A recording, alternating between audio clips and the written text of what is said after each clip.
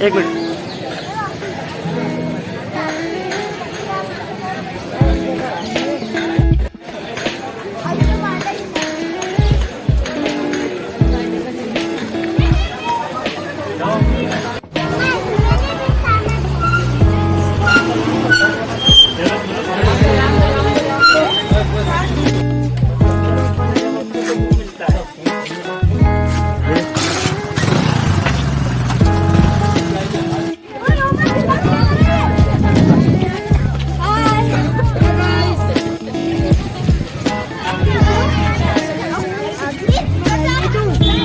हमारी ग्रुप ये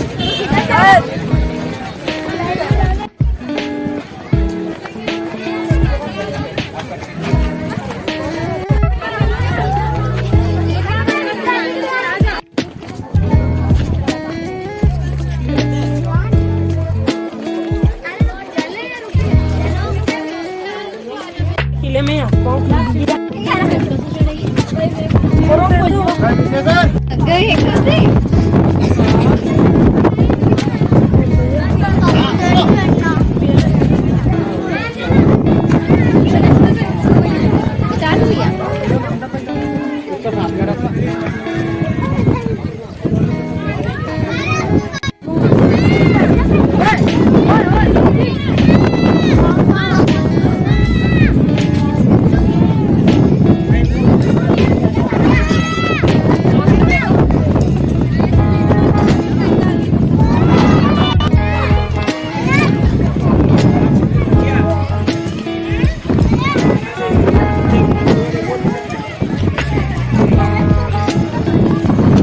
मेरा नाम पूनम चंद गढ़वी है और मैं आप लोगों को मांडू विजिट कर रहा हूँ।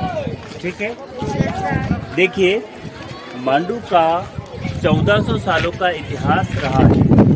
इन 1400 सालों के इतिहास में जो यहाँ पर काल रहा था वो इस प्रकार था, जैसे स्टार्ट में परमार, गौरी, खिलजी, मुगल, मराठा सभी ने शासन किया।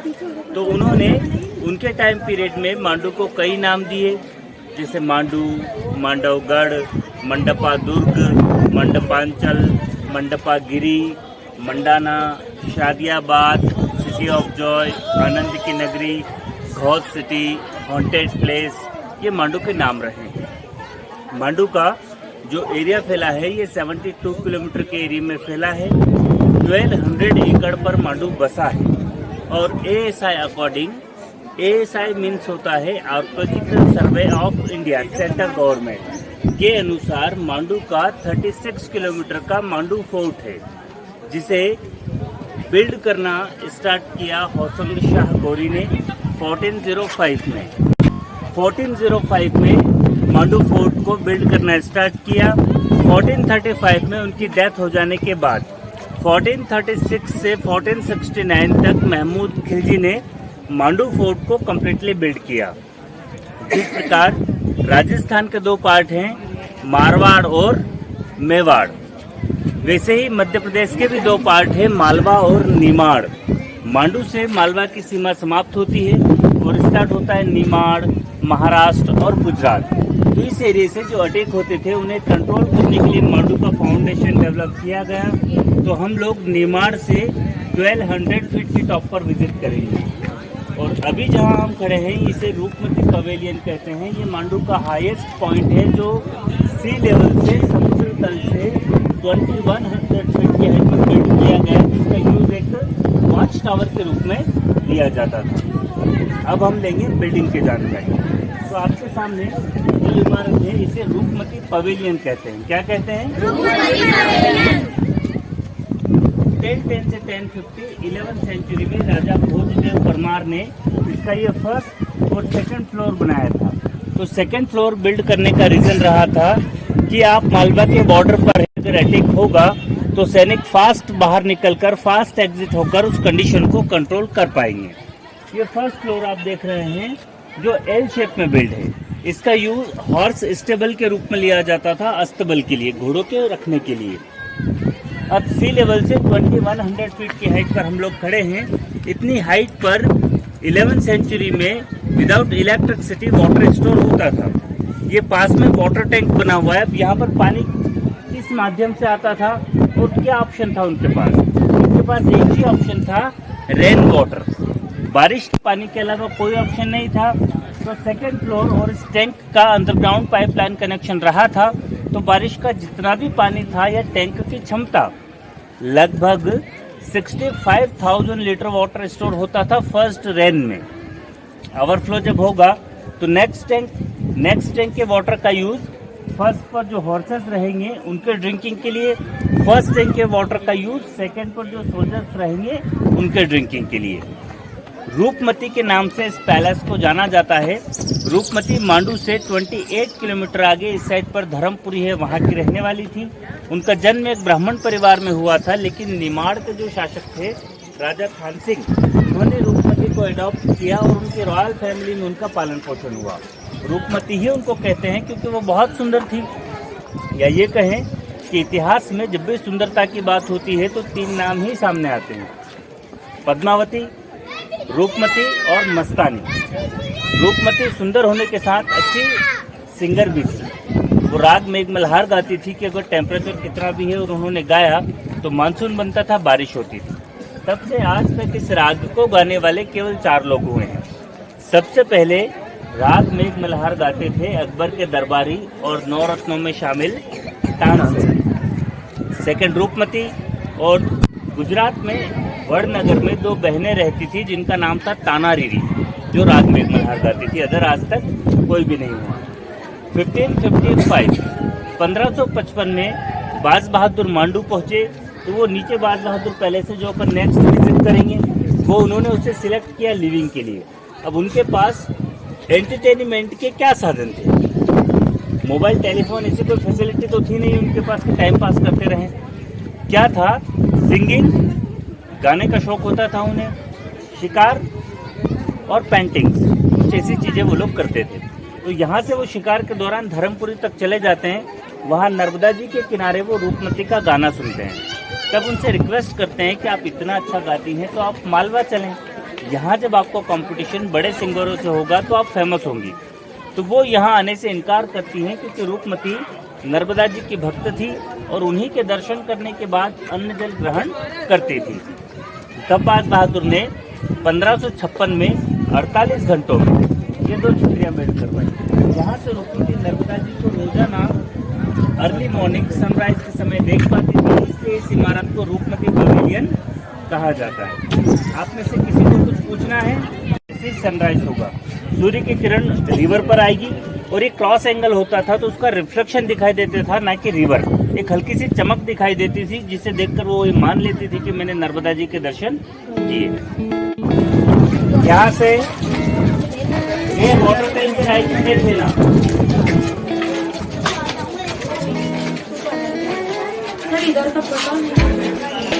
ये वाटर टैंक पानी स्टोर करने के लिए। पानी अभी भी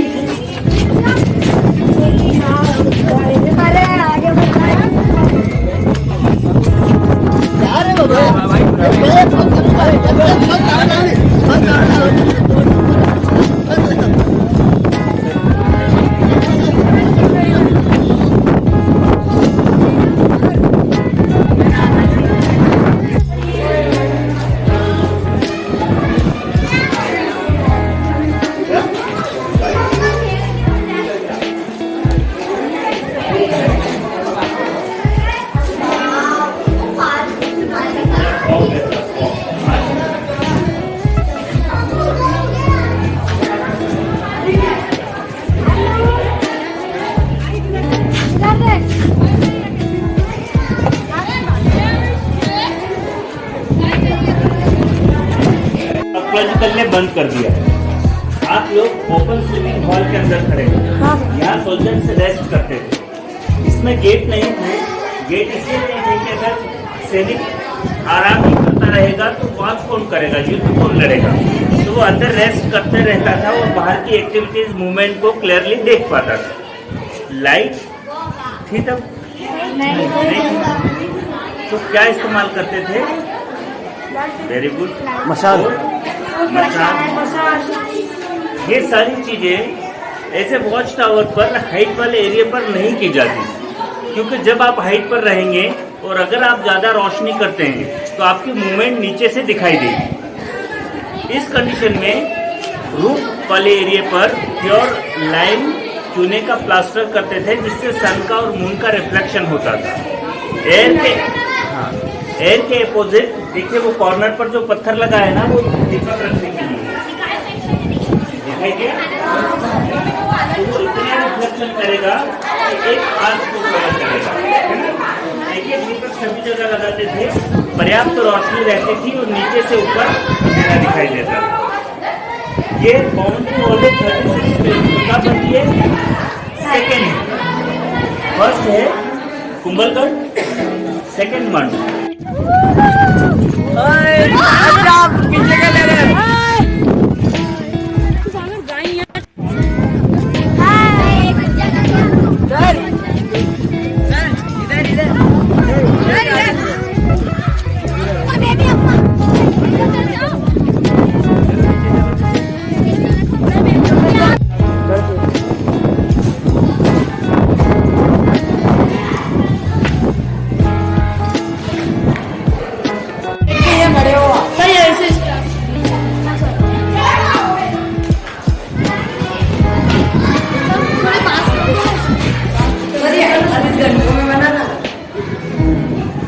अड़तालीस घंटों में बना है।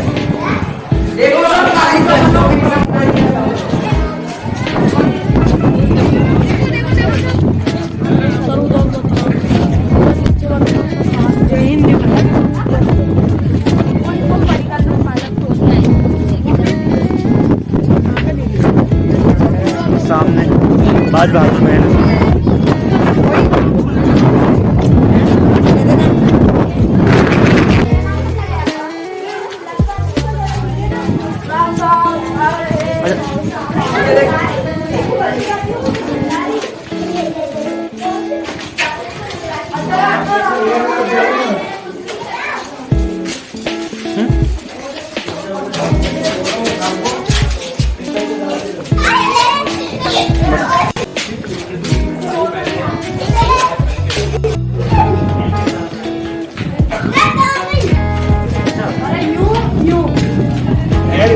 आकार एलसीएम नहीं पता सर। एक टीचर आगे चलो,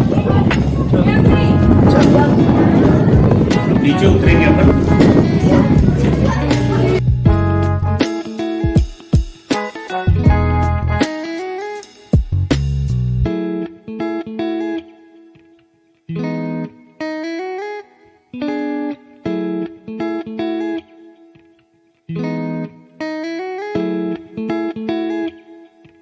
you